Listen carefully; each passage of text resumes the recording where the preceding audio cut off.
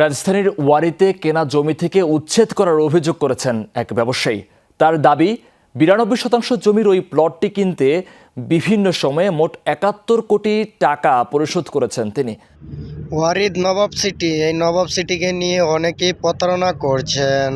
এটাকে নিয়ে অনেক প্রতারণা হয়েছে এবং কি অনেক প্রতারণার শিকার হয়েছেন একটি মানুষ। এই ওয়ারিদ নবাব সিটির জমির মালিক উচ্ছেদ করে খুঁজে পাওয়া যাচ্ছে না।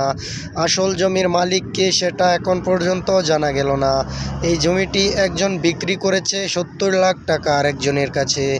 সে চেক বুঝা মাননীয় জাজ সাহেব তাকে জিজ্ঞেস করেন যে আপনার টাকা বুঝা পাইছেন? হ্যাঁ, বুঝা পাইছি। তারপরে সে কোর্টে সোলেনামা দেয়, যে তখন ওই সোলেনামায় কিন্তু শেষ পুরা জায়গা বুঝায় দেয়। আমাদেরকে জিজ্ঞেস করে আপনি জায়গা বুঝা পাইছেন? আমরা জায়গা বুঝা পাইছি।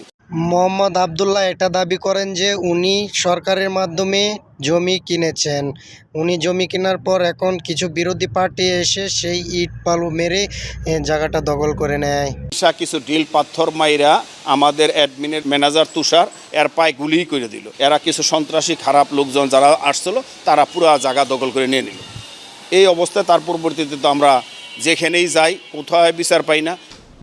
ব্যবসায়ী মোহাম্মদ আবদুল্লাহ যারা আইনজীবীকে নিয়ে জমি কিনেছিলেন তারা সব নথি নিয়ে আমাদের মিডিয়ার সামনে হাজির হয়েছেন।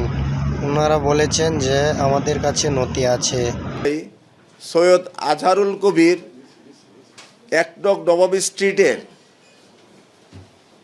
সম্পূর্ণ জায়গায় তার কোনো অংশ অবশিষ্ট নেই।